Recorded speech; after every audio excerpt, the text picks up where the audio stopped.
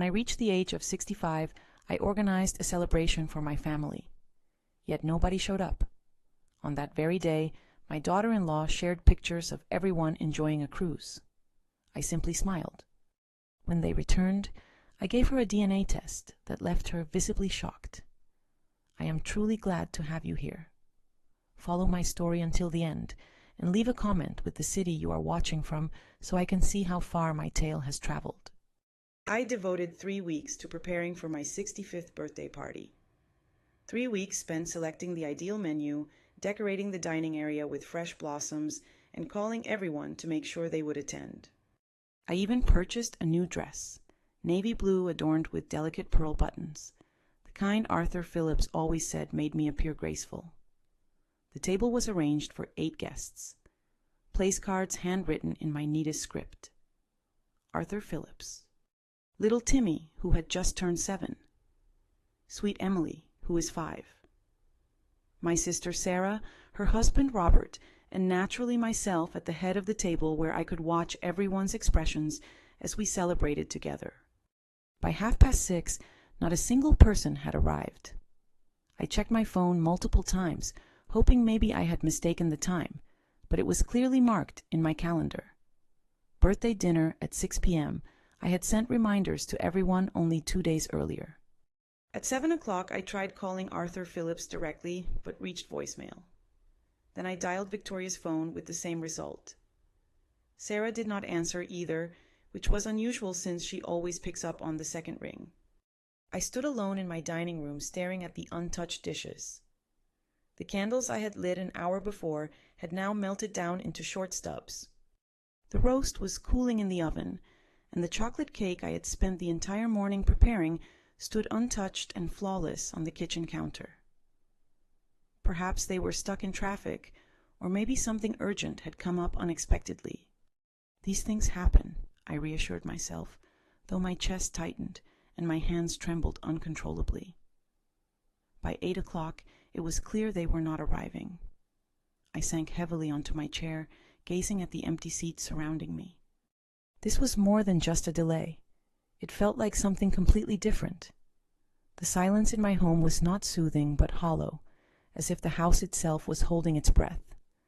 That's when I made the unfortunate decision to check Facebook. Right at the top of my feed was a picture that made my blood run cold. Victoria radiant in a flowing white sundress, her arm wrapped around Arthur Phillips, who was beaming with the brightest smile I had not seen in months. Behind them, the vast expanse of the deep blue ocean extended endlessly. The caption stated, "Living our best life on the Mediterranean." So grateful for this amazing family getaway. I scrolled further. Timmy and Emily were building sandcastles on a spotless beach. Sarah and Robert were sharing cocktails at what appeared to be a classy ship's bar. Everyone was there, everyone except me. The photos had been posted just an hour ago while I was still waiting at home. They were thousands of miles away, clinking champagne glasses and laughing during some sunset dinner aboard a cruise ship. I felt a part of me break inside my chest. Cracking sounds like ice breaking on a frozen lake when the cold sets in too quickly. Everyone had planned this, all of them. Arthur Phillips arranged a family trip that purposely left me out, scheduled it on my birthday, and somehow convinced everyone to go along, even Sarah, my own sister, who had been helping me choose decorations for this celebration just a week ago. I stared at the picture until my eyes burned. Victoria's smile shone particularly bright, almost victorious. She was standing precisely where I should have been, right in the middle of my family, surrounded by those who were supposed to care for me the most. My phone vibrated. A message from Arthur appeared. "Sorry, Mom. Forgot to mention we would be out of town this week. Victoria booked a surprise vacation. Happy birthday, though. Forgot to tell you." It was as if taking a Mediterranean cruise was something you simply forget to inform your own mother about. As if scheduling it on my birthday was sheer accident. I set the phone down gently, worried I might hurl it against the wall if I kept holding it. The roast was undoubtedly cold by now. I walked to the kitchen, switching off the oven. my actions feeling robotic and surreal. It felt like I was watching myself from a distance, witnessing this lonely woman in her deep blue dress tidying up the dinner no one had bothered to eat. I wrapped the cake in plastic wrap and placed it in the fridge. I blew out the last remains of the candles. I began putting the fine china back into the cabinet, the plates softly clicking against each other, producing a noise that felt surprisingly loud in the silent house. Victoria had claimed some kind of victory tonight, though I still wasn't clear about what game we were actually playing. What I did know was that, for the first time in my 65 years, I felt completely invisible.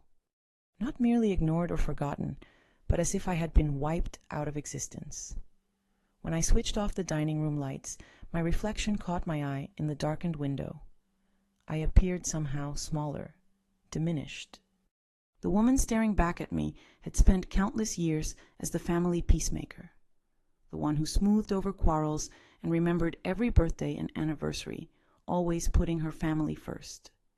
And yet, they had all chosen to spend my birthday pretending I was not there.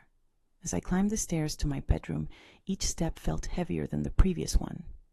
Tomorrow, I would have to deal with the consequences. The hollow apologies, the excuses about miscommunication, and Victoria's gentle voice explaining how the trip had been planned for months, and there was nothing that could be done. But tonight, I just needed to sit with this pain and truly feel it, because something told me this was not merely about a forgotten birthday party. It was about something far bigger and far more intentional than I had ever imagined. Sleep escaped me that night. Instead, I lay awake, staring at the ceiling as my mind rewound through every family event over the past 5 years. This birthday was not only overlooked, it had been deliberately undermined. As the hours passed, other memories began to emerge, each one more troubling than the previous, Timmy's 4th birthday celebration. I had been so eager to watch him blow out his candles. Yet, when I reached the location, Victoria met me at the doorway wearing that apologetic grin she had mastered. She said, "Oh, Loretta, did not Arthur tell you? We had to postpone the party to tomorrow." An unexpected problem came up, but I could hear children giggling inside and spot balloons through the glass. When I phoned Arthur later, he sounded truly puzzled. "Tomorrow?" "No, Mom." "The party is definitely today. Victoria must have confused the dates. Emily's initial day at kindergarten was another moment I longed not to miss." I had asked Victoria repeatedly what time they were dropping her off so I could be present with my camera. She replied, "We are going very early, around 7 a.m. Probably too early for you." Despite this, I arrived anyway, only to learn from the teacher that Emily had been there since the usual time, 8:30. I missed her stepping into her classroom and her shy little wave goodbye to Arthur. Last Christmas, Victoria called me 2 days prior, her tone strained with feigned worry. She said, "Loretta, I hate to trouble you, but Arthur has been feeling very overwhelmed with work pressure. He suggested we keep Christmas dinner small this year, just immediate family." I spent Christmas alone, heating leftovers and watching old films. Later, Sarah told me they had a big celebration and she had seen the pictures on Instagram. 20 individuals were involved, including Victoria's college friends and several neighbors, everyone except me. Each recollection fit together like a puzzle, revealing a picture I had been too unaware to recognize before. This was not merely a series of misunderstandings or harmless scheduling conflicts. This was deliberate and methodical. As the sun climbed, I rose and prepared coffee, my hands shaking not only from fatigue, but from an emerging feeling of anxiety.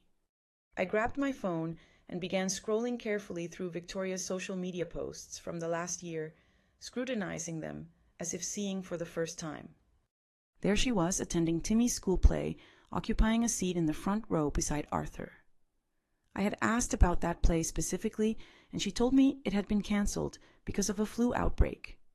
Then I saw her at Emily's dance recital, which Victoria had previously described as just a rehearsal, nothing important. One image followed another, showcasing family moments I had been left out of, each caption filled with words about precious memories and gratitude for having those people in her life. The harshest part was how natural it all appeared. Victoria's arm gently resting on Arthur, the children gathered close to their parents, everyone beaming as though they belonged together, looking whole and complete without me. I put my phone down and moved to the kitchen window, gazing at the garden I had planted when Arthur was a child. He once helped me tend these flower beds, his small hands gentle with the fragile stems. When had I lost him? When did he stop considering me crucial to his happiness? The realization struck with sharp clarity. Before Victoria entered our lives, Arthur used to call me twice every week. We had set dinner appointments every other Sunday. He would seek my counsel on work issues and share tales from his day. He was not only my son, but also my friend, and a link to a future I had helped shape. Victoria altered that gradually, so subtly I failed to notice until it was irreversible. At first, our Sunday dinners became once a month. Arthur explained Victoria had been preparing these intricate meals. She enjoyed having him all to herself on weekends. Then the phone conversations reduced to mere obligatory check-ins during holidays. "Sorry, Mom, I can't talk for long. Victoria scheduled us pretty tight today." She never spoke directly against me, which would have been too transparent and easy to counter. Instead, she maneuvered in the spaces between words, in the pauses after her remarks. "Your mom looks exhausted lately. Maybe we should not trouble her with the children this weekend. I saw your mom at the supermarket yesterday. She seemed a bit perplexed about something. Are you sure she is managing well living alone?" These were subtle hints that I was turning into a liability, someone who needed supervision instead of being embraced. At family events, I noticed how she hugged me slightly too long and rubbed my back as if I were a delicate elderly relative, requiring solace rather than an equal family member. The way she would cut in while I was speaking to the children, shifting their focus to something else. "Grandma Loretta has had a tiring day, my dears. Why don't you show your new toy to Daddy instead?" And Arthur, my dear, trusting boy, absorbed everything without a hint of doubt. He had begun to look at me, just like Victoria did, with a mix of fondness and pity, as if I were something precious, yet increasingly unimportant. Suddenly the phone rang, pulling me out of my thoughts. Arthur's name appeared on the screen. "Hi, Mom." His voice sounded upbeat, calm in a way that made my heart ache. "I just called to say happy belated birthday. Sorry we missed it, but this trip has been amazing. Victoria really went all out with the arrangements." I tightened my grip on the phone. "Yes, I saw the pictures." "Oh, good. Victoria has been sharing tons of posts. The kids are having the time of their lives. Timmy learned to snorkel yesterday, and Emily made friends with a little girl from Boston. You would have loved watching them, wouldn't you?" Because from where I was sitting, it seemed like nobody even realized I wasn't there. "The trip was arranged on short notice," I said cautiously. "I know, right? Victoria found an incredible offer and just decided to go for it. She has always been so spontaneous. That's one of the things I adore about her, spontaneous." That is how he described intentionally booking a cruise on his mother's birthday. "Arthur," I started, then stopped. What could I possibly say? That his wife was controlling him? She had spent years intentionally excluding me from his life. He would assume I was envious, resentful, incapable of accepting that he had grown up and moved forward. Perhaps I was all those things, but I was also right. "Is everything all right, Mom?" "You sound different," the voice asked. I closed my eyes, overwhelmed by the burden of those lost moments, the countless times I had been erased from my own family narrative. "I'm fine, darling. Just exhausted. Make sure you get some rest. We'll come back next week, and I promise we will plan something special to make up for missing your birthday. Another pledge from Arthur, destined to be broken." After ending the call, I remained seated in my kitchen for a long while, watching the light shift as morning turned into afternoon. I reflected on the years to come. More birthdays spent in solitude, more milestones of grandchildren missed, more family pictures where my absence was so thorough it was as if I had never existed. For the first time since my husband passed away 8 years ago, I felt genuinely abandoned. Not through death this time, but through something arguably worse: the intentional, calculated removal of my place in the only family I had left. Yet, as anger flared inside me, hot and fierce, I understood something else. I was not going to disappear without a fight. If Victoria wanted to play games, she had chosen the wrong opponent. I had raised Arthur when his father left us, worked 2 jobs to put him through college, and sacrificed my own dreams to give him every chance possible. I had earned my place in this family, and there was no way I was going to surrender it without a struggle. I just had to understand what exactly I was up against. It was a Tuesday morning, exactly 7 days after my neglected birthday celebration, when the doorbell rang. I was still wrapped in my robe, sipping my second cup of coffee, and gazing at a pile of thank you cards purchased for a party that never took place. The sudden sound caught me off guard. I was not anticipating anyone, and honestly, surprise visitors had become uncommon in my carefully controlled solitude. Peering through the peephole, I spotted a man I did not recognize. He looked to be in his mid-40s, with dark hair and deep worry lines surrounding his eyes. His clothes were neat, yet creased as though he had been on a long journey. His hands were buried deep inside the pockets of his coat, and he kept casting anxious looks around, as if uncertain whether he should be standing there. I nearly declined to answer. After the cruise episode, I had no desire to deal with salesmen, missionaries, or any unknown visitor. Yet something about his stance, the way he seemed to summon the bravery just to be on my doorstep, sparked my interest. "May I help you?" I called out through the door. "Mrs. Peterson?" His voice was cautious and tentative. "Loretta Peterson, mother of Arthur Phillips." My heart clenched. How does this stranger know my son's name? "Who are you?" He hesitated, then said something that sent chills down my spine. "My name is Daniel Evans. I need to discuss Arthur Phillips with you." I opened the door. The door creaked open slowly, the chain still secure. "What about Victoria?" Daniel Evans appeared even more anxious up close. His hands trembled slightly, and dark circles framed his eyes as if he had been sleepless for several nights. "This might sound unbelievable, Mrs. Peterson, but I believe my son could be living in your son's house." The weight of the chain suddenly felt overwhelming in my grip. "What do you mean, Timmy?" he replied, and hearing the name struck me like a sharp blow. The little boy, 7 years old, with brown hair and a scar on his chin from a bike accident at the age of 4. I stared at him, my thoughts swirling. Timmy did have that scar on his chin. Arthur had told me about the accident, how worried they had been rushing him to the hospital.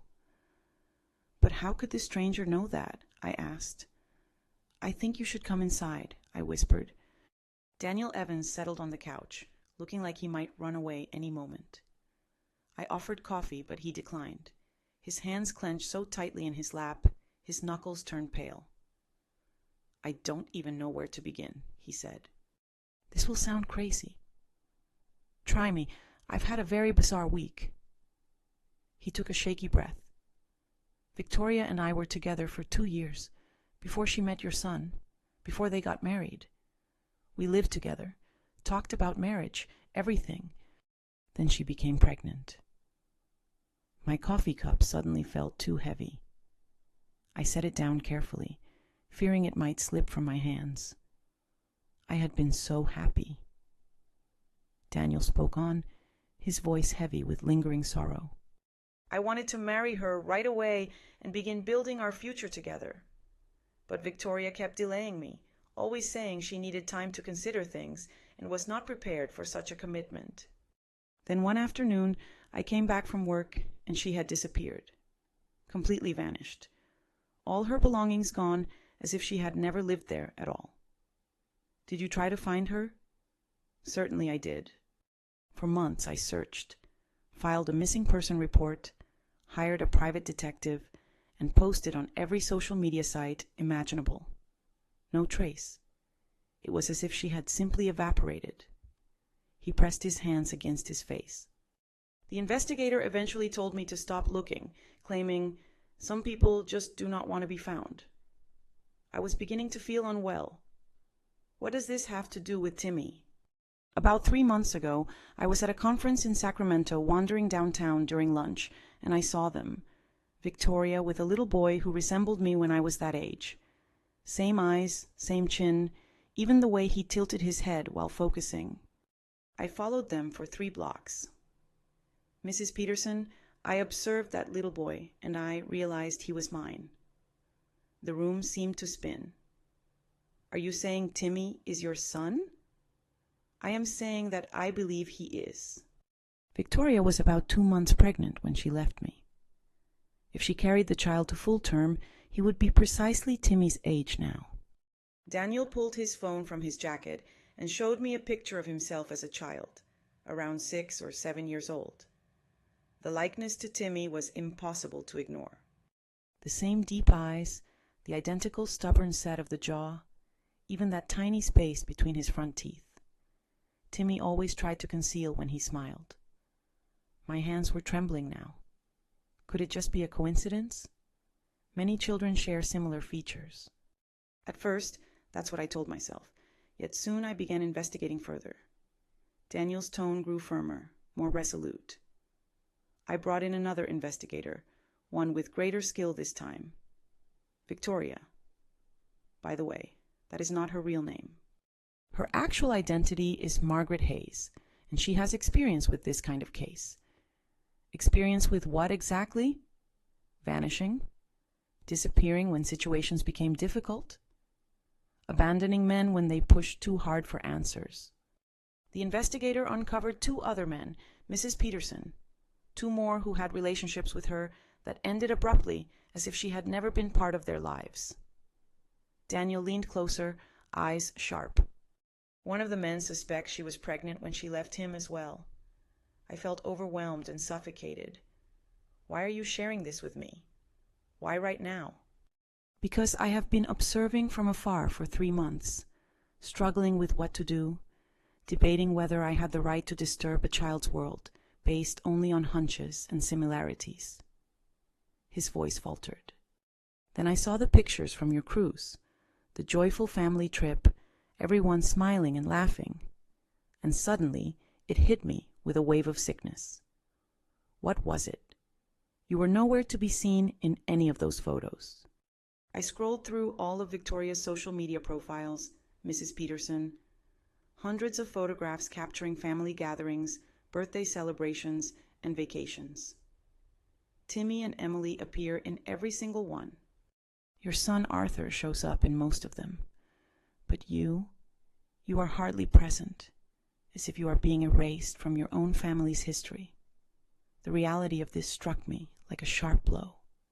I reflected on all those missed occasions, every sudden change of plans, and the convenient misunderstandings. All those moments when I felt like a stranger peering into my own family life. Daniel continued by sharing his own story with Victoria. How she cut me off from friends and family near the end. How she made me believe I was the problem, that I was too needy or demanding. How she convinced me that those who cared for me didn't truly understand our relationship. I whispered, I think so.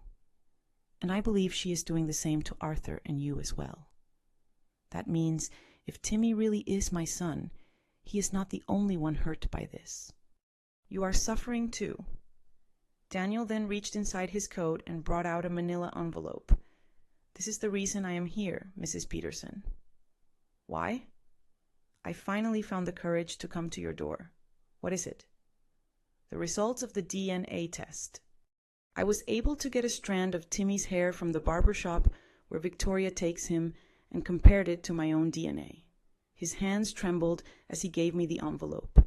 I received the results just yesterday. I stared at it, fearful to open what could either break apart my family or save it. I had no clue which was true. Daniel spoke softly before I opened it. There is something else you need to understand. I don't want to take Timmy away from the only father he has ever known. I don't want to cause him pain or turn his world upside down. But I cannot just stand by and watch Victoria deceive and manipulate the people who care about him, including you. I asked, "What exactly are you asking me to do?" He replied, "I want you to help me protect Timmy from her, from whatever scheme she has been playing on all of us." Daniel's tone was firm now, full of determination. "If she has lied about this, Mrs. Peterson, what else has she twisted? And who else might suffer because of her?" I held the envelope tightly, feeling the burden of the hidden truth it carried. Outside, a car door shut loudly, and children's laughter echoed as they strolled past my home. Ordinary sounds of a simple afternoon in a simple neighborhood where mothers do not steal their children and grandmothers do not vanish from family pictures. Yet my life had long since stopped being ordinary, although I had refused to face it. Daniel's voice softened, almost gentle. "Mrs. Peterson, are you prepared to learn the truth?" I thought about Timmy's innocent face and how he used to run toward me with his arms wide open before Victoria began discouraging those moments of love. I thought about Emily, who hardly recognized me anymore because I had been left out of so much of her life. And I thought about Arthur, my son, who had been slowly turned against his own mother. I reflected on my lonely birthday celebration and all those family albums where I was completely absent. "Yes," I said, as I unfolded the envelope. The DNA findings were presented in a cold, unforgiving tone. There was a 99.7% chance of paternity. The figures blurred before my eyes as I reread them repeatedly, wishing they would somehow alter, hoping this was some intricate error or horrible prank. Timmy was not Arthur's son. My grandson, the little boy whose first steps I had witnessed, whom I helped learn to tie his laces and read bedtime stories to when he was tiny enough to rest in my lap. He was not my blood at all. And Arthur, my loyal son, who had honored his own grandfather by naming Timmy after him, was completely unaware he had been raising another man's child. "I am sorry," Daniel said softly. He was still seated on my couch, observing my expression as I absorbed the news. I realized this must be shattering. I placed the papers down with hands that refused to stop shaking.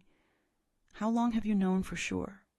"Since yesterday, but I have suspected for many months."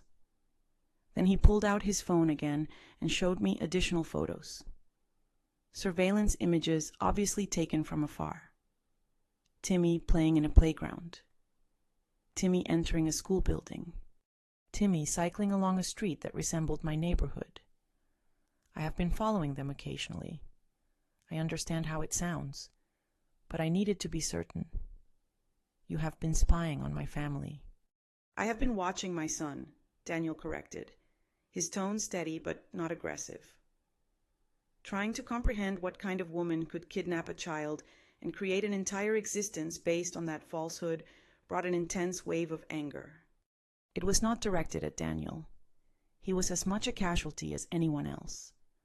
The fury was aimed at Victoria, at the scale of her betrayal, the brutality of it all. She had not simply lied about Timmy's origins. She had built her whole marriage on that falsehood.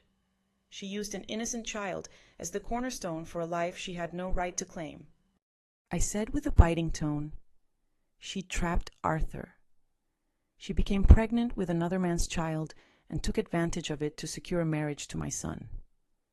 Daniel's face was grim as he replied, "It seems that way." The timing matched perfectly. She left me when the pregnancy was about 2 months along, just starting to show. If she moved quickly and found someone new fast, she could have convinced him that the baby was born prematurely or was simply small. I thought back to Timmy's birth and how excited Arthur had been when he called to tell me Victoria was in labor. Timmy came 3 weeks early, I recalled. Arthur had been worried about complications, but the doctor assured him everything was fine. Because everything really was fine. Timmy was not premature. He was exactly on schedule, according to my timeline, not Arthur's. The pieces began to fit together with horrifying clarity. Victoria's whirlwind romance with my son, the sudden engagement, and the wedding held just 6 months after they met. I had believed it was romantic at the time, true love overcoming everything. But now I understood the truth. It was a much more deliberate plan. She needed a father for Timmy even before his birth.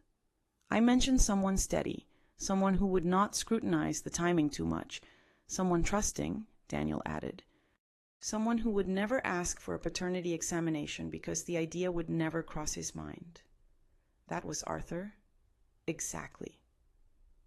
My son had always been straightforward to a fault, unable to deceive in a way that would make him suspicious of others. He took people at their word, believed what they said. This was one of his strongest traits, and Victoria had used it against him like a weapon. "There is more," Daniel said, and something in his voice tightened my chest. "The investigator I hired discovered other details about Victoria. Facts that might shed light on why she has been trying to push you aside." "What kind of details?" I asked. Daniel pulled out a folder and handed it over. Inside were photos, papers, and what seemed to be copies of official documents. Her real name is Margaret Hayes. She is 34, not 31, as she told your son. She grew up in foster care and aged out of the system at 18. She has no family, no real ties anywhere. I examined a photograph that looked like it came from a high school yearbook. The face was definitely Victoria, but younger and somehow tougher. Her hair was different, darker, and there was a kind of desperate hunger in her eyes that I had never seen in the woman who married my son. She has been married before, Daniel continued, twice. Once to a man named Robert Chang in Nevada. Once she was involved with a man named James Donovan in Oregon. Both of her marriages ended in divorce within 2 years, and each time she received substantial alimony payments. I whispered, "She has done this before." The pattern was always identical. She encounters a man who has wealth or stability, rushes to secure him, then gradually cuts him off from everyone who might see through her facade or ask probing questions. Friends, family, anyone. I recalled how Arthur's college friends slowly stopped visiting after he married her, how he drifted apart from his co-workers, how he barely mentioned his job anymore, except to complain about how stressful it was, how he grew more reliant on her for social interaction, emotional support, everything. "She has been isolating him," I said, "and you are the greatest danger to her control. Mothers notice what others overlook. They inquire. They remember what things were like before she appeared." Daniel leaned forward, eyes sharp. "She had to remove you from the equation, Mrs. Peterson. Not just keep you distant, but erase you completely. That explained the ruined birthday party, the missed gatherings, the communication breakdowns. She has been deliberately preparing your family to function without you. The cruelty stunned me. But why go to such lengths if she already had Arthur and he believed Timmy was his son? Because you hold the timeline. You are a witness. I remember the moment they met, when she became pregnant, and when Timmy was born. If you had ever started asking questions or comparing dates, you might have uncovered the truth." Daniel's voice was calm but firm. "She needed you to lose significance before you turned into a threat." I suddenly stood up and walked over to the window where I could see the street where Timmy had first learned to ride his bike. The little boy I had cheered for patched up his scraped knees and celebrated every achievement with. He was still the same child, still kind, funny, and bright. But everything related to his role within our family was a deception. "What about Emily?" I asked, feeling apprehensive about the answer. As far as I can tell, Emily really is Arthur's daughter. She was born 2 years after Timmy, during a time when Victoria and your son were definitely involved. But Mrs. Peterson? Daniel hesitated. Emily's birth might have been planned too. A strategy to ensure that Arthur never questioned Timmy's parentage. If Victoria could provide him with a biological child, he would be less likely to doubt that Timmy was his as well. It would also strengthen their bond even more. I felt nauseous. Everything about my son's marriage, his family, and his life during the past 7 years had been carefully crafted by a woman who saw him not as someone to love, but as a means to manipulate. She had used children, innocent children, as pawns in her scheme. "Timmy doesn't know, right?" I asked. "Of course not. He is only 7 years old." From his perspective, Arthur has always been his father, and nothing has changed.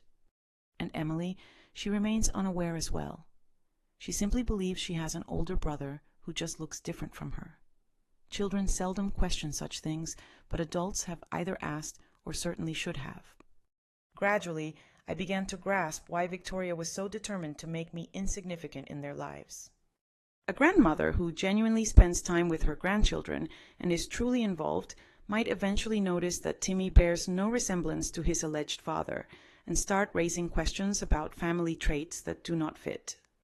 I asked Daniel slowly why he chose to share this now. Couldn't he have just insisted on a paternity test, sought legal action, or fought for custody without dragging me into it? He was silent for a long time, eyes fixed on his hands, then explained that seeing those vacation pictures made him realize something important. Victoria is not only ruining his relationship with his son, but also damaging mine. If we do not put an end to it, she will continue to destroy other relationships in the same way. I questioned what exactly he meant. He said she was retreating from Arthur's friends and co-workers, making him increasingly reliant on her for everything. She is training the children to regard her as their only significant parent. Timmy hardly mentions me anymore. Watching them interact in the park felt like she was wiping me from his memory. That truth struck me hard, like a sudden blow. I reflected on how much Timmy had changed over the past few months. How he no longer ran to greet me with a hug when I came by. How he started seeking Victoria's approval before even speaking to me. At first, I assumed he was just maturing and gaining independence. But perhaps there was a deeper reason behind it. Daniel continued, "She will eventually cast Arthur aside, just as she did with me. Just like she ended things with her former husbands.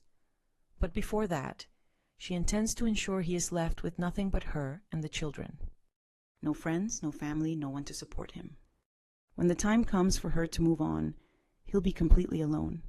I shut my eyes, picturing my son's lonely future, isolated, abandoned, possibly struggling financially if Victoria was as manipulative as he seemed, with the children caught helplessly in the middle, mere pawns in a game they did not even realize was being played. I asked, "What do you expect me to do?" Daniel stood, gathering his papers and photographs.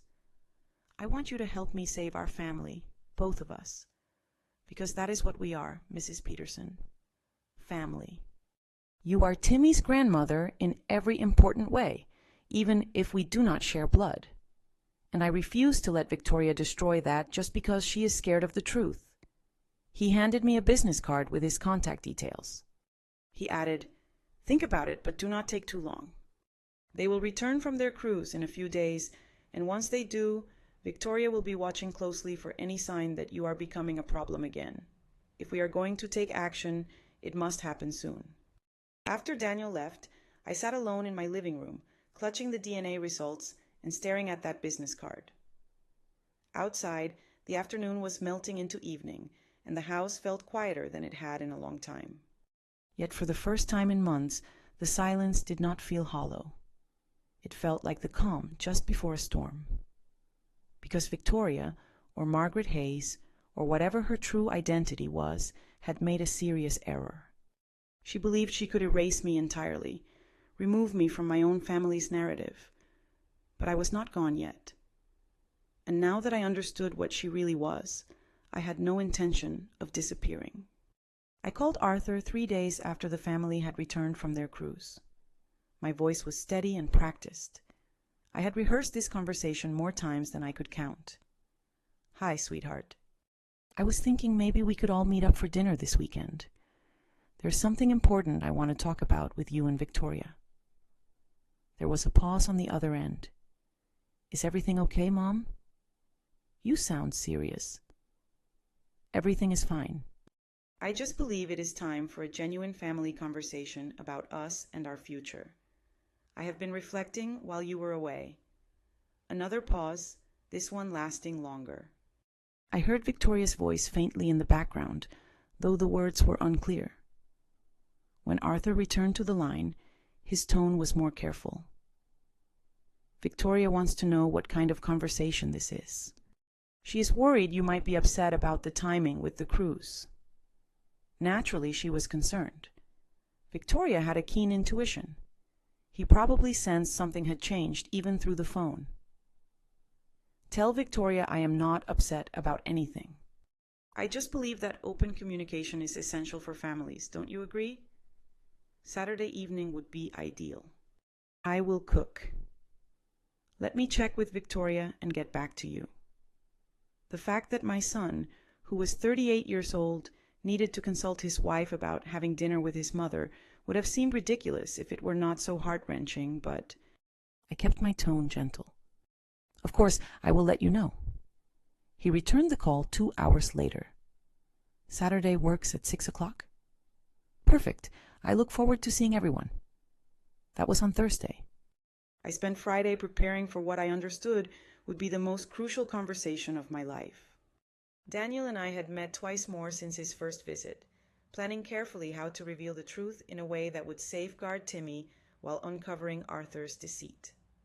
The DNA results were securely placed in a manila folder on my kitchen counter, along with copies of the evidence Daniel's investigator had uncovered. We had uncovered Margaret Hayes' true identity, her previous marriages, and the timeline proving Timmy could not be Arthur's biological son. Everything we needed to dismantle the web of lies that Victoria had constructed around her life was there. I prepared Arthur's favorite meal, pot roast with garlic mashed potatoes and green beans he had loved since he was a child. If this was to be the final family dinner we would ever have, I wanted it to be remembered for the right reasons. At first, everything seemed normal. Saturday evening came wrapped in gray clouds and drizzle, the kind of weather typical for October. I set the dining room table with my finest china, the very same dinnerware I had planned to use for my birthday celebration 2 weeks earlier. The irony was not lost on me. They arrived exactly at 6 o'clock. Victoria wore a flowing cream-colored dress that made her appear younger and more innocent. Her hair was perfectly arranged, her makeup impeccable. She looked like the perfect image of a devoted wife and mother, someone incapable of deceit. Timmy burst through the door first, filled with the boundless energy and excitement of a 7-year-old. "Grandma Loretta, I learned to swim on the cruise. Want to see me do the doggy paddle?" My heart tightened as I embraced him, knowing what I was about to tell him would change everything for such an innocent child. "Maybe after dinner, sweetheart. Go wash your hands." Emily came in more quietly, holding a small doll with messy hair. At 5 years old, she was more reserved than her brother, more cautious around me since Victoria had begun discouraging their displays of affection. Yet she still allowed me to kiss her forehead before heading to the bathroom with Timmy. Arthur gave me a warm hug, and for a brief moment, I could pretend this was just an ordinary family dinner. "Something smells amazing, Mom. I've missed your cooking. You look tired," I noted. He did look weary. New lines had formed around his eyes, and he seemed thinner. Work had been relentlessly demanding lately. The mergers had everyone under tremendous stress. He glanced at Victoria, who was scrutinizing my living room as if listing possible issues. Yet, Victoria keeps telling me I should aim for a better balance between work and life. "Stress damages your health," Victoria said, appearing beside us with that practiced grin. I constantly urge Arthur to think about early retirement. We could explore more places, and spend greater time with the kids. Early retirement at 38. Another method to make Arthur entirely reliant on her, separating him from his career and earnings. I returned the smile politely. How wonderful that you are considering the future. That actually ties into what I hope to talk about tonight. At dinner, I kept the mood light. The children enthusiastically shared stories from their cruise, while Victoria played the perfect mother role, cutting Timmy's meat and reminding Emily to use her napkin. She excelled at this act, warm, caring, utterly convincing. However, I observed details previously unnoticed. How she cut in when Timmy began telling a tale about missing me during the trip.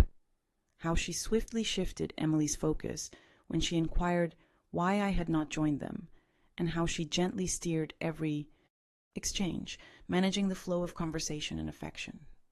Once the kids finished eating, I proposed they play in the living room while the adults talked. Arthur immediately opposed this. Oh, they probably should start getting ready to leave soon. Tomorrow is school, and we like to keep a routine. I assured them, let's keep their routine steady.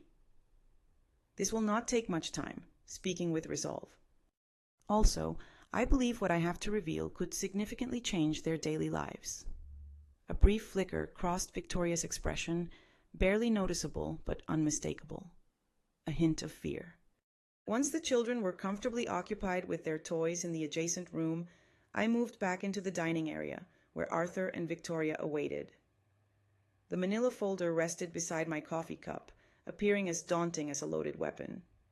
Arthur broke the silence, reaching out to hold Victoria's hand across the table. So, he asked, what do you want to discuss? I inhaled deeply, feeling the gravity of the situation. I need to talk about honesty, family ties, and the vital importance of understanding who we truly are.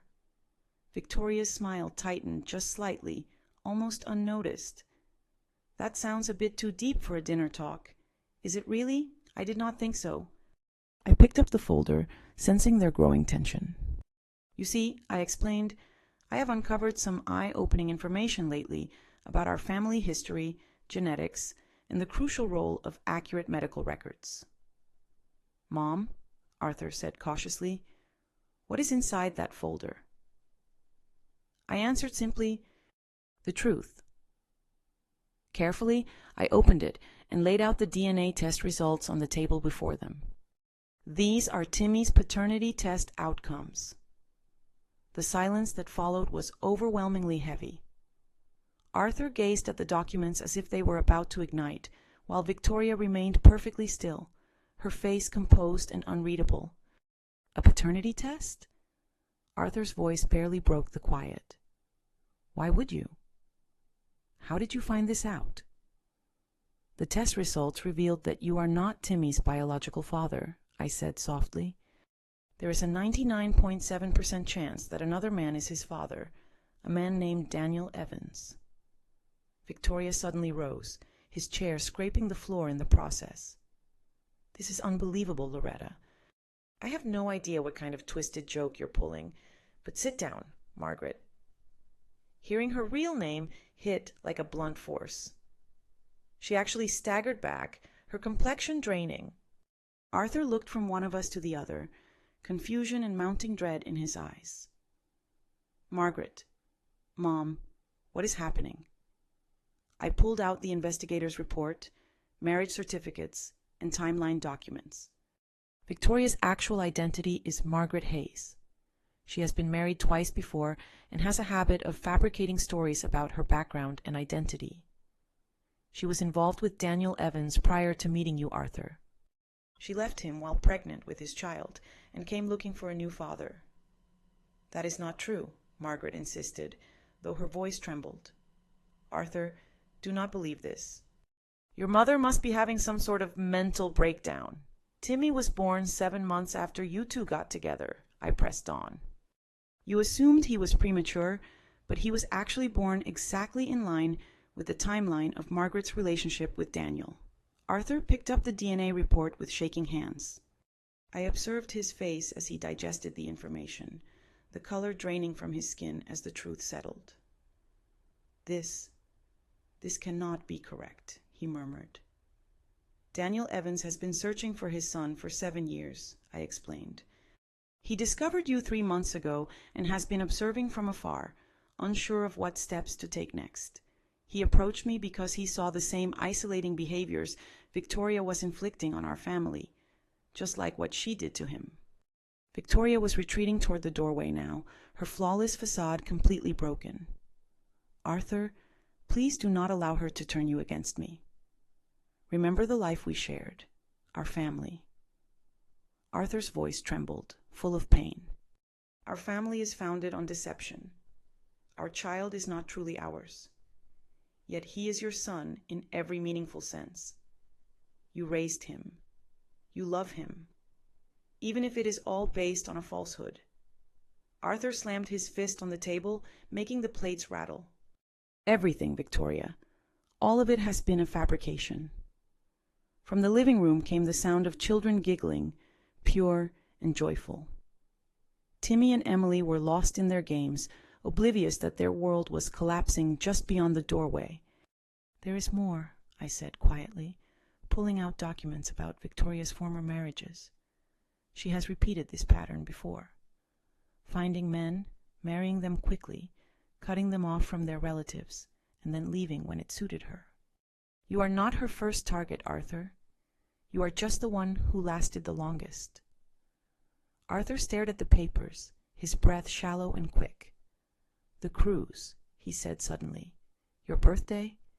That was no accident, was it?" Victoria remained silent, but her quietness spoke volumes. "You planned this on purpose.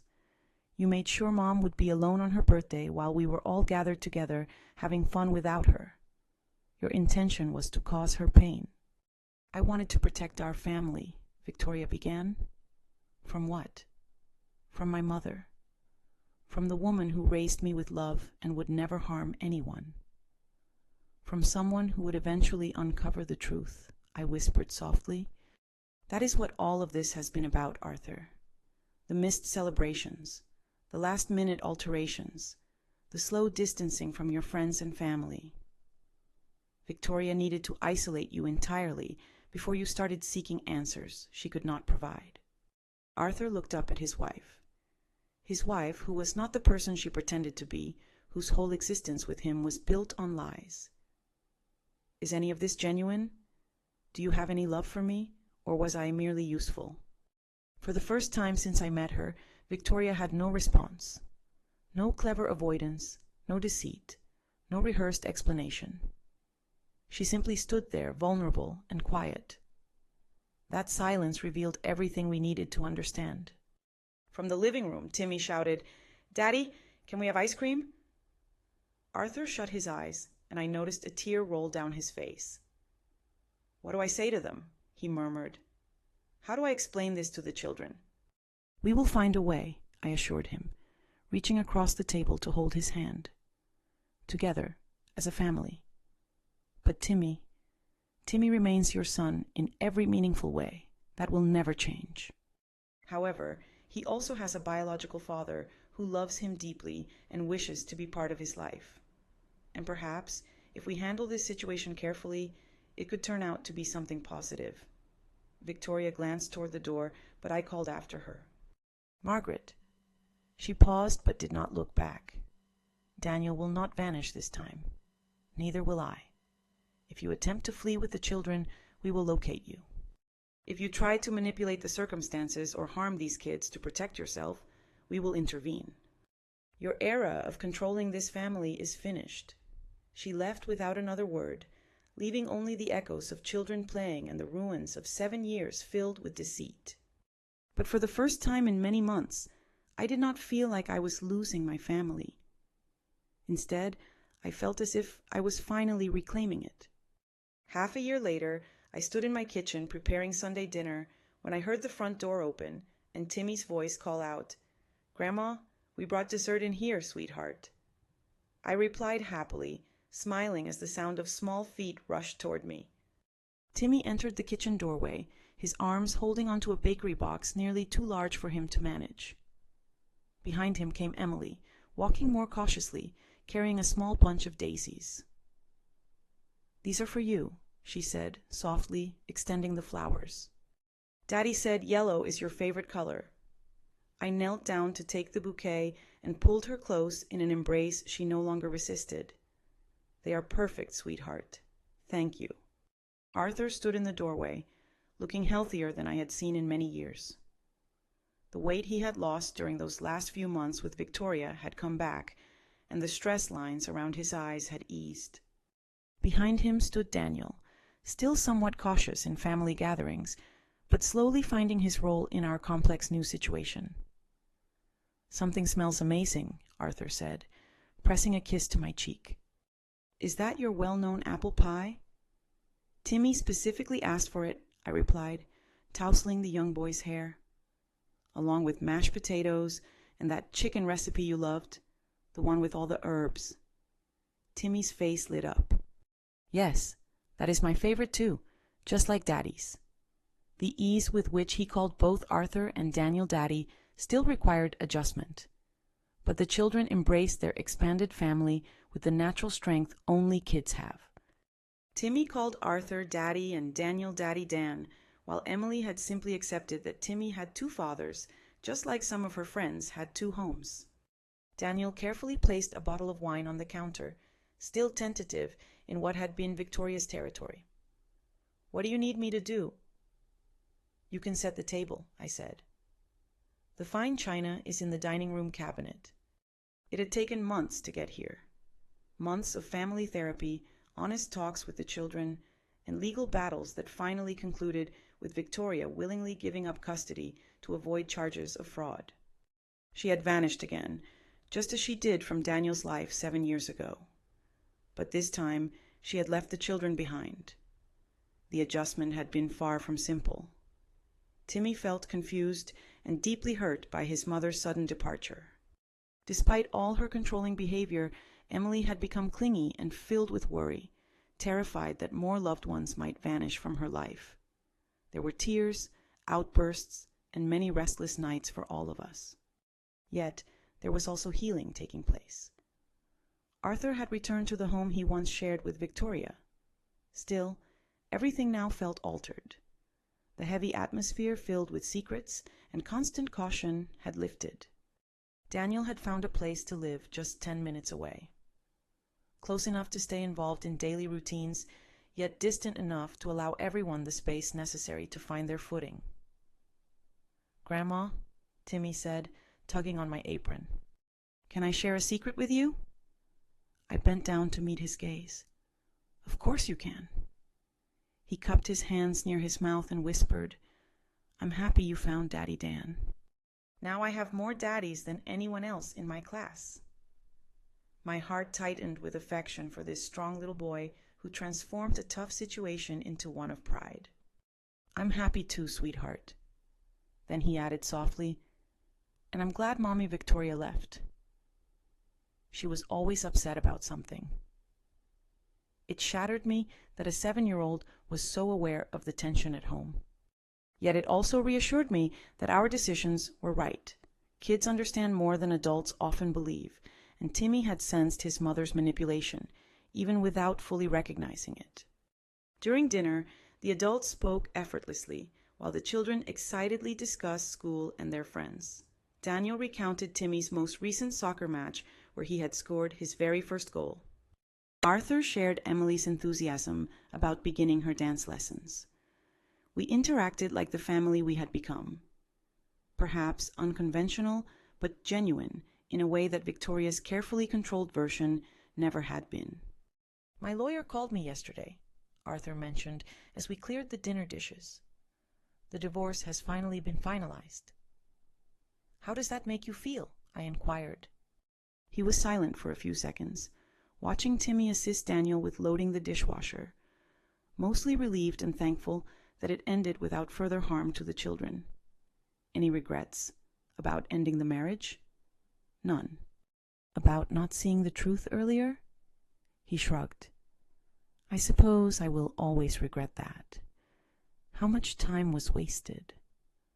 How much pain she caused you, especially." I squeezed his shoulder gently. You cannot blame yourself for trusting someone you loved. That is not a character defect, Arthur. That is simply human nature. Daniel came over to join us at the counter, drying his hands on a kitchen towel. Has there been any news from her? I asked. Nothing, Arthur replied. Her lawyer said she refuses any contact with the children. No visits, no calls, nothing. That is probably for the best, I said. Yet it still shocked me that any mother could so completely walk away from her own children. At least this way, the kids have a chance to heal without worrying about her sudden disruptions.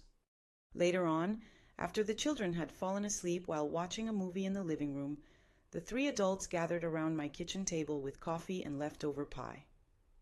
These moments had become some of my favorites.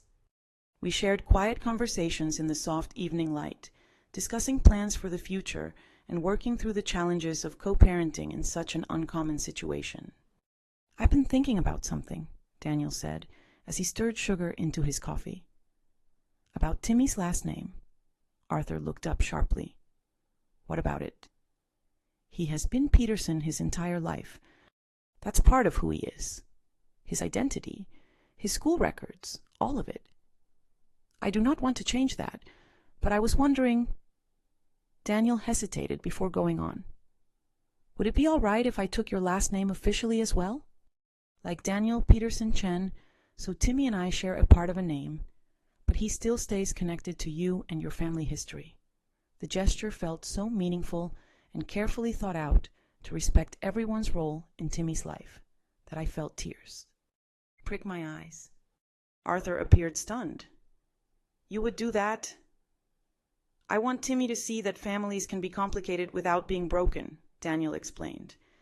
I want him to realize that loving someone does not mean you must pick sides or pretend other relationships do not exist. Arthur reached across the table and shook Daniel's hand. I think that is exactly right. As the evening came to an end, and Daniel got ready to take the children to his apartment for their weekly overnight stay, I pulled him aside. Thank you, I said. He said softly. For what reason? For protecting my family. For having the bravery to be honest with me when it would have been much simpler to vanish once more.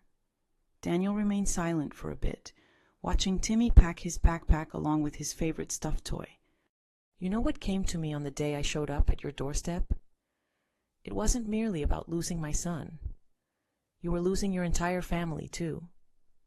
Victoria was tearing us all apart gradually, but we stopped her. We managed it.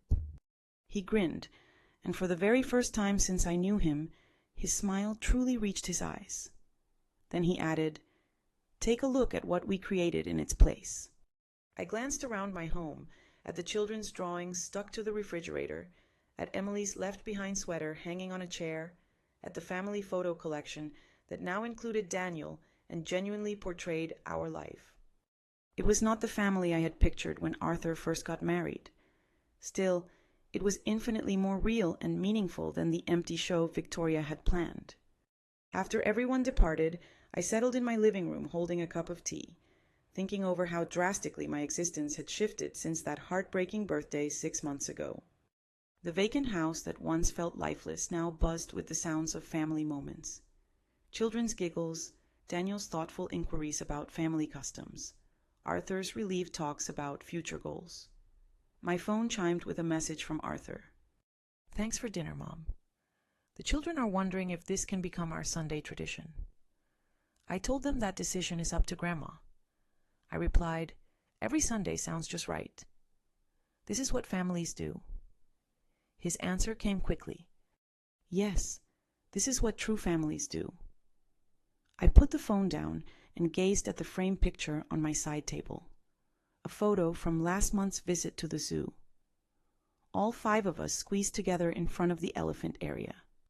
Timmy sat on Daniel's shoulders while Emily held tightly to my hand. Arthur stood in the center, one arm around me and the other around Daniel, smiling as if he had just remembered what joy really felt like. We looked exactly as we were, a family once torn apart but now rearranged in a new way, more resilient and honest than ever before. Not traditional, but authentic. Not flawless, but sincere. The house creaked softly as night came, yet it no longer felt empty. Instead, it brimmed with potential, filled with the love that Victoria had fought so hard to destroy, but had never fully succeeded in putting out. I had believed my 65th birthday marked the end of my place in my family's story. Surprisingly, it was the start of a new phase. One where love did not come with conditions, where honesty mattered more than appearances, and where being a grandmother meant shielding your grandchildren from anyone who might try to use them as weapons, even if it was their own mother. Tomorrow was Monday, which meant Timmy had soccer practice and Emily had her dance lesson. Daniel would pick up Timmy while Arthur took Emily, and both kids would end up here again for homework and dinner. The routine was something Victoria would have once controlled and manipulated, but now it came effortlessly from our sincere care for one another. As I switched off the lights and made my way upstairs, my thoughts drifted to the woman who had tried to erase me from my own family's history. Somewhere out there, Victoria was likely fabricating a new identity, creating a fresh narrative, searching for another family to infiltrate and dominate. Yet she had left behind something irreplaceable: the love between people who chose to stand by each other rather than surrender. She showed us all the person we never wanted to become, and in doing so, she shaped us into exactly who we were destined to be. For that alone, I suppose I owe her a strange sort of appreciation. Mostly, though, I just felt pity for her. She had a true family within reach, imperfect and tangled, but real. And she discarded it for the empty pleasure of control, her loss becoming our gain. After months of feeling like a shadow in my own existence, I was finally home. Now, I wonder about you who have heard my story. What would you choose if you were in my shoes? Have you experienced something alike? Share your thoughts below. Meanwhile, on the final screen, I'm leaving 2 more stories that have been audience favorites and will surely catch you off guard. Thank you for staying with me until this point.